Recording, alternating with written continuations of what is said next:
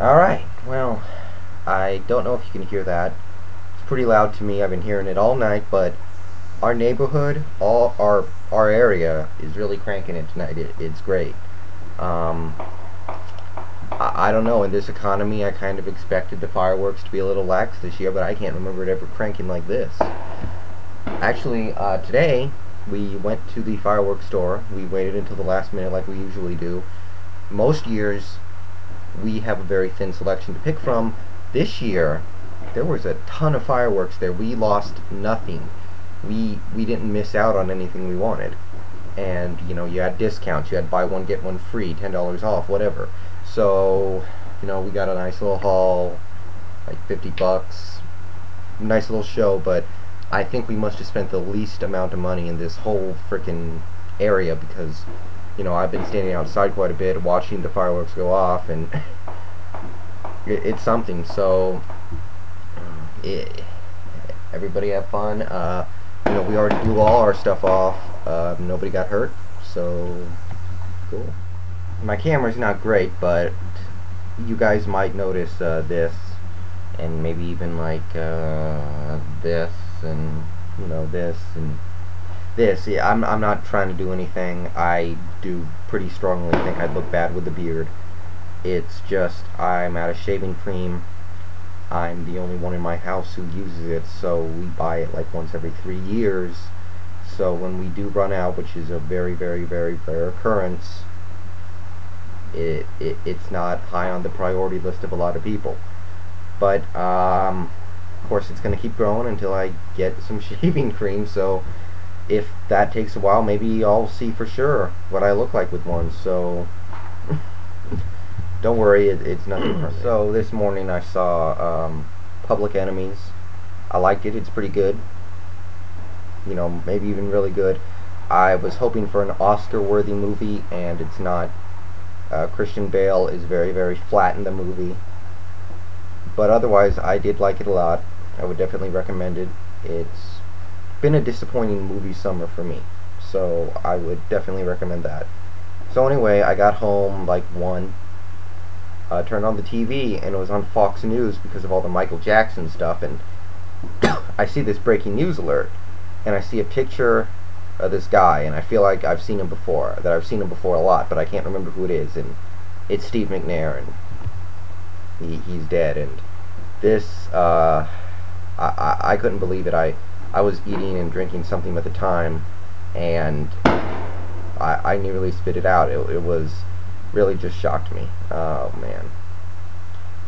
I just remember him. I remember him well. I mean, when I think of Steve McNair, the first thing I think of is that play he made in the Super Bowl. He played in Super Bowl 34, where it looked like, I think it was Kevin Carter had a sack on him. It was at the very end of the game. The Titans were facing, I think, a 3rd down. If he takes that sack, the game's over because time would have run out. They were down by 7 and driving. So somehow McNair gets out of the sack. It was this incredible play. I couldn't believe it. And then he completes his pass. If you've seen the play, you probably know what I'm talking about. It's something. So, I think of that when I think of McNair, this guy who just would not go down. I remember him so well for plays like that, and playing injured and playing well while injured. 3-time Pro Bowl, 1-time MVP, great career, and he's only 36. That's just a shame. He had to retire a little early because his body was taking such a beating, but it's tough because it wasn't a health-related issue. It wasn't anything like that. It was a shooting, apparently. So I don't know anything about it yet, but it looks like it was just a random robbery gone wrong, maybe something like that. So it's tough. I mean, it was just 2 years ago I was watching him play, so it's not like it's Bart Starr or somebody I have no recollection of at all. It's somebody I remember very well. So it was tough. It was very surprising, and it's sad. My Seattle Mariners, 3-0 in their last 3 games. 1 against the New York Yankees, the other 2 against the Boston Red Sox. And I'm going to admit it, I bet against the Mariners in all 3 games, and they're winning. So right now, we're 3 games over 500. 2.5 back of the Angels and 2.5 back of the Rangers. They're tied at the top of the division. So we're right there. Right there. So shout out to those guys. They're playing tough, playing well. I really don't expect it to last. But hey, you know, the Rangers do have that tendency to fall apart. The Angels, who knows? So I'm just throwing it out there, guys. Trevor Ariza jumps to Houston. Ron Artest jumps to the Lakers. Basically a straight-up trade. That's kind of the big NBA news going on lately, and for me, the big sports news other than Manny Ramirez returning, and that hasn't had any time to grow yet. Excuse me. So, Ariza, you know, going to Houston, I trust Daryl Morey a lot. I think he's a great GM. I think it's a good pickup. I think he got too much money, but you can overpay players a little bit as long as you're smart in other areas. Now, I think right now Ron Artest is a better player than Trevor Ariza. To me, Trevor Ariza is a role player. He can be great when he can be the 4th best player on your team. That's what he was with the Lakers. If he's the 4th or 5th best player on your team, you're great. He's going to get a lot of open shots and easy opportunities, and he's going to take advantage. I view Ron Artest as a 3rd banana, maybe even a 2nd banana. I don't know if I really think that anymore, though. So, I think Artest is going south. Ariza might be heading north. I'm not 100% convinced of that, but I do think Ariza maybe one day can become the kind of player that can be in the top 3 of a championship team. Right now, I don't see it. So people look at the numbers, and we'll say whatever about the numbers, but make no mistake, Artest is still a better player than Ariza. Now, I think Ariza could be better than Artest very soon. That's why I'm not a huge fan of the way this thing went down. Artest is not the defender he used to be. He's a chucker, somewhat. You know, he's a good scorer from time to time. He's a good shooter from time to time. He's a great defender most of the time. I don't totally trust him, though. And I really do like Ariza, but don't get me wrong. People who look at the stats will try and say whatever. Right now, Artest is better than Ariza. So, in the short term, it does help the Lakers. But in the long term, I'm not a huge fan.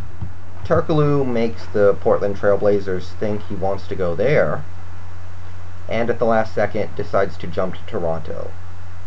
Now, here's what I want to know. Why does anyone want to play for Toronto? Do you want to live up in Canada? Do you want to have to deal with the exchange rates and all that?